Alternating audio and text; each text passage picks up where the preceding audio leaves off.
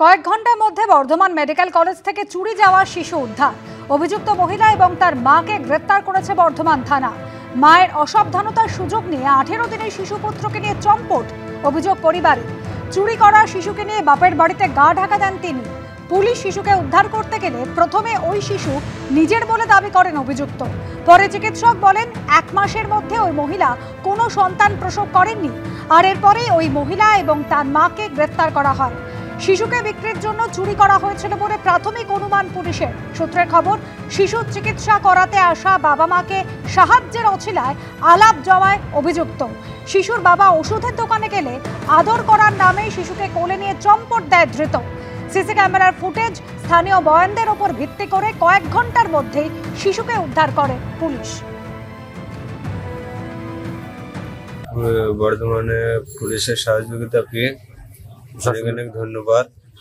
আমাকে বাচ্চাটা ফিরে দিতে পারি। আমি ওষুধ আনতে গেছি বাইরে, আর আমার শাশুড়ি আউটারে দেখাইতে গিয়েছিল, আর সেই টাইমে নিয়ে পালিয়েছে। এই ওষুধটা নিয়ে আমি আর বাচ্চার মায়ের কাছে গেলাম না, ডাইরেক্ট পুলিশ ক্যাম্পে গেলাম। পুলিশ ক্যাম্পে যে বললাম, আমাকে ভিতরে ডাকলো, বসাইলো, দিয়ে বলছি বেশ ঠিক আছে আমি দেখছি। দিয়ে আরো প্রশাসন সিসি ক্যামেরাতে দেখাইলো আমাদেরকে। এরা কেষ্টপুর বলে একটা গ্রাম আছে, তো সেখান থেকে রিকভারি করা হয়েছে। ওনাদের বাড়ির ওখানে নিয়ে যাচ্ছিল, তো পুরোটা ভেরিফাই করে বাকিটা দেখতে হবে। দুজনকে আমরা গ্রেফতার করছি, তারা সম্পর্কে মা মেয়ে যেটা জানা যাচ্ছে। ঘটনার মোটামুটি 3 ঘন্টার মধ্যেই বাচ্চাটাকে রিকভারি করা গেছে। এখন ওনাদেরকে হসপিটালে পাঠিয়েছি। ওনার মাত্র 18 দিন বয়স যেটা বলছে। ওর মারও সিজার হয়েছিল, তো দুজনকে আবার হসপিটালে পাঠানো হয়েছে। সুপার সাহেবের সাথেও কথা হয়েছে হসপিটালে। ওনারা রাতে আজকে ভালো করে অবজারভেশনে রাখবেন, দেখে ওনারা ওনাদের মতো করে। ওরা আউটডোরে ডক্টর দেখাতে এসেছিলেন, ওখানেই ছিল। তো হাজবেন্ড কোনো ওষুধ কিনতে যায়, সেই সময় এই যে আমাদের অ্যাকিউজড আছে রুমকি নাম, তাকে সে বাচ্চাটাকে নিয়ে কথা বলে এই করে তার বাচ্চাটাকে নিয়ে ওখান থেকে সরে যায়। বাকি যা আছে সিসিটিভি ফুটেজ, প্রত্যক্ষদর্শী যারা আছে, সেগুলো আমরা সমস্ত। দুর্গাপুর গণধর্ষণ কাণ্ডে সিবিআই তদন্তের দাবি করলেন নির্যাতিতার বাবা। তার দাবি, সিবিআই তদন্ত করলে আরো নিরপেক্ষভাবে সব ধরা পড়ে যাবে। একই সঙ্গে পুলিশ প্রথমে তদন্তে সহযোগিতা করেনি বলেও অভিযোগ করেছেন তিনি। সেই অভিযোগ মানতে চাননি আসানসোল দুর্গাপুরের পুলিশ কমিশনার। না, we are not satisfied with পশ্চিম বাংলার সরকার। আমি একটা বাংলার সরকারকে, দিদিকে অনুরোধ করছি, এইটা সিবিআই তদন্ত করলে আরও নিরপেক্ষভাবে সব ধরা পড়ে যাবে। ডাক্তার করার স্বপ্ন নিয়ে ওড়িশা থেকে দুর্গাপুরে মেয়েকে পড়তে পাঠিয়েছিলেন। সেই স্বপ্ন আজ দুঃস্বপ্ন।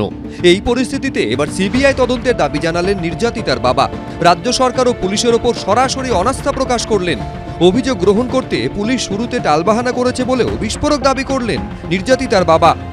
9টা সাড়ে 9টার মধ্যে ঘটনা ঘটেছে। ভোর 5টা সাড়ে 5টার সময় ইনভেস্টিগেশন। রাত্রি ধরুন আপনার 7-8 ঘন্টা ওরা কোথায় গেছিল। ও বলছে ও আমার এরিয়া নয়, ও বলছে আমার এরিয়া নেই। এটা কিভাবে এইসব হয়? পুলিশ কি আপনাদেরকে এই থানা সেই থানা ঘুরিয়েছে? হ্যাঁ, আমি তো গিয়েছিলাম। এটা আমার এরিয়া নেই, সেটা ওরা এরিয়া নেই। থানায় হলো, ও এরিয়া দেখলো, আমার মেয়ের দুঃখটা দেখলো না। ওরা চাইলে তো সেই সময় ওই যে অত্যাচার করেছিল ওকে তো ধরতে পারতো, তো ওরা তো চাইনি। এই পরিস্থিতিতে আর পুলিশি তদন্ত নয়, নির্যাতিতার পরিবারের দাবি সিবিআইকে দিয়ে তদন্ত করানো হোক।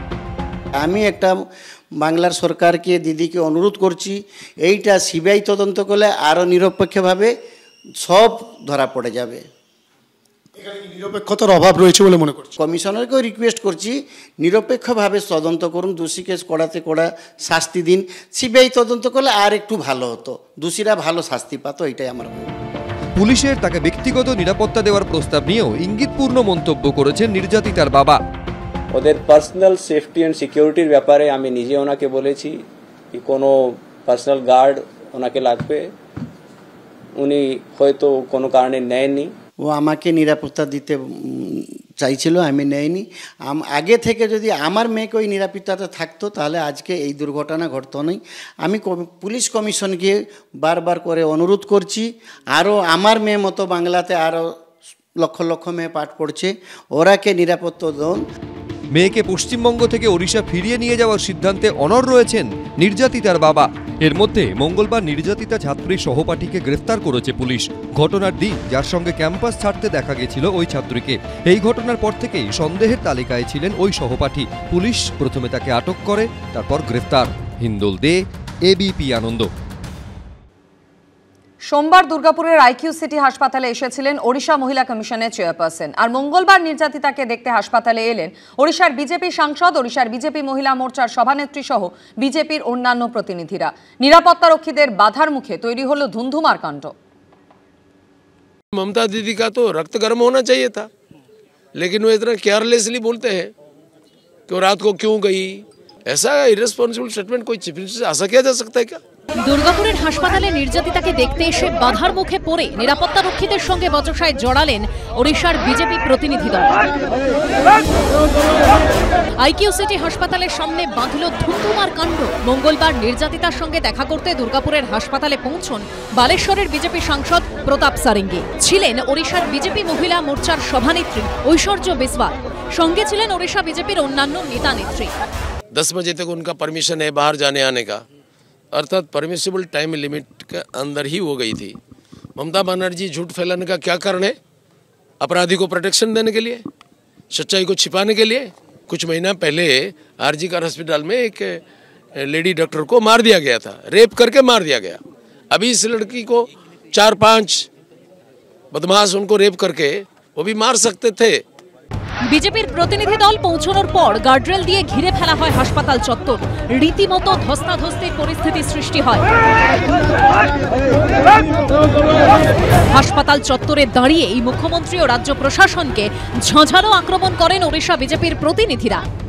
যে নিরাপত্তারক্ষী আজকে দাঁড়িয়ে আছে, যদি দুদিন আগে দাঁড়াতো তাহলে এখানে মেয়ের বলাৎকার হতো না।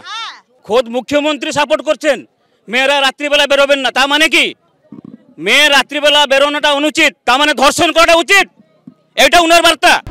শেষমেশ ওড়িশা বিজেপির 10 জন প্রতিনিধিকে ভিতরে ঢুকতে দেওয়া হয় হাসপাতালের তরফে। উনি এসছেন কেন? ওনার বালেশ্বরে যখন যে নিদারুণ ঘটনা ঘটেছিল তখন তিনি কোথায় ছিলেন? বলেননি যে আমাদের রাজ্যের আইন শৃঙ্খলা ঠিক নেই? রাজনৈতিক কারণে বিজেপি এখন ওই জায়গা থেকে এখানে লোক পাঠাচ্ছে। হাসপাতালে চিকিৎসাধীন নির্যাতিতার সঙ্গে কথা বলেন ওড়িশার বিজেপি প্রতিনিধিরা।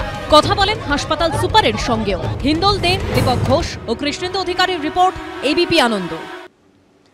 দুর্গাপুরের নির্যাতিতার মার সঙ্গে ফোনে কথা বললেন ওড়িশার মুখ্যমন্ত্রী মোহন চরণ মাঝি। কড়া পদক্ষেপ নিশ্চিত করার আশ্বাস দিয়েছেন তিনি।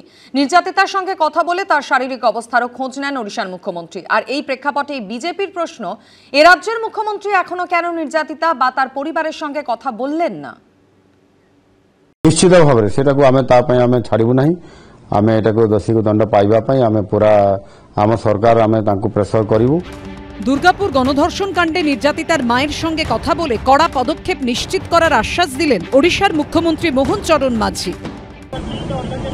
নিশ্চিত ভাবে সেটাকে আমি তা পাই আমি ছাড়িবু নাই। যে ফরমরে উঠা যাই পারিব, যেতে কঠোর কঠোর দণ্ডিত করা ଯିବା ପାଇଁ ଯାହା আকশন নিয়া ଯିବା কথা প্রেসার করা যাব। নির্যাতিতার সঙ্গেও কথা বলে তার শারীরিক অবস্থারও খোঁজ নেন ওড়িশার মুখ্যমন্ত্রী। ধীরে ধীরে দেহ টিকে সুস্থ হয়ে আসুଛି। পুলিশ সিক্ୟୁରିଟି को পঠা ହେଇଛି, ସବୁ ବ୍ୟବସ୍ଥା ଆମେ ଆରେଞ୍ଜମେଣ୍ଟ କରୁଛୁ। ଆଉ ସେଥିପାଇଁ ଜମା ଚିନ୍ତା କର ନାହିଁ, ଧୈର୍ଯ୍ୟ ଧର, ବୁଝିଲ?